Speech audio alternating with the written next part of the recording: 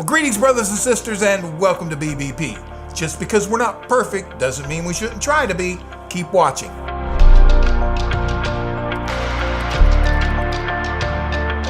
Well, thank you for joining me here today. I want to read you a short passage from Matthew chapter 5 where Jesus is talking about love, starting here in verse 46. For if you love those who love you, what reward have you? Do not even the tax collectors do the same? And if you greet your brethren only, what do you do more than others? Do not even the tax collectors do so? Therefore you shall be perfect, just as your Father in heaven is perfect. And it's that last verse there I want to focus on today.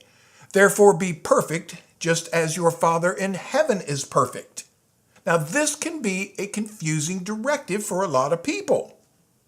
Is Jesus saying that we must attain perfection here on earth? Well, let's see.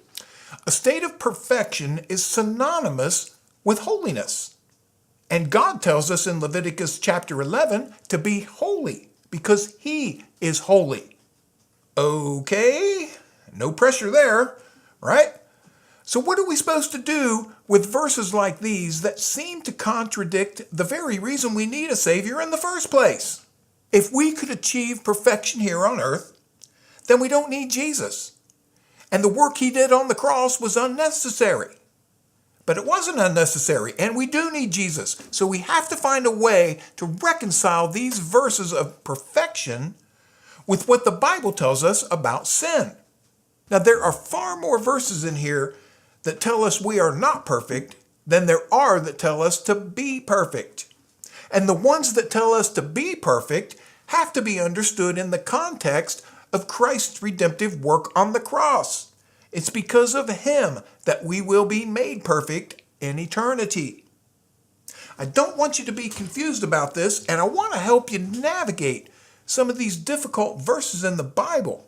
Here is a verse that you can hang your hope on. Philippians chapter 1, verse 6. Being confident of this very thing, that He who has begun a good work in you will complete it until the day of Jesus Christ. The fabric of the New Testament message is that we are not perfect, and we do need our Savior. And our Savior is constantly doing His perfecting work in us while we walk hand in hand. At times, His perfecting love can be gentle and merciful, and other times it can feel like we're getting pounded into shape by a blacksmith. But every blow from His hammer is designed to make us more like His character than before. We're not perfect, but that's no reason for sloppy living. If God has you between the hammer and the anvil today, stay right there and let Him do His work. He won't stop transforming us until that day. Now next week, we're going to take a look at our neighbor's imperfections, and that's a whole lot easier than looking at our own. So I hope you join me right here to see what that looks like. If you have any questions or comments, don't hesitate to reach out to me. I answer everything that comes my way.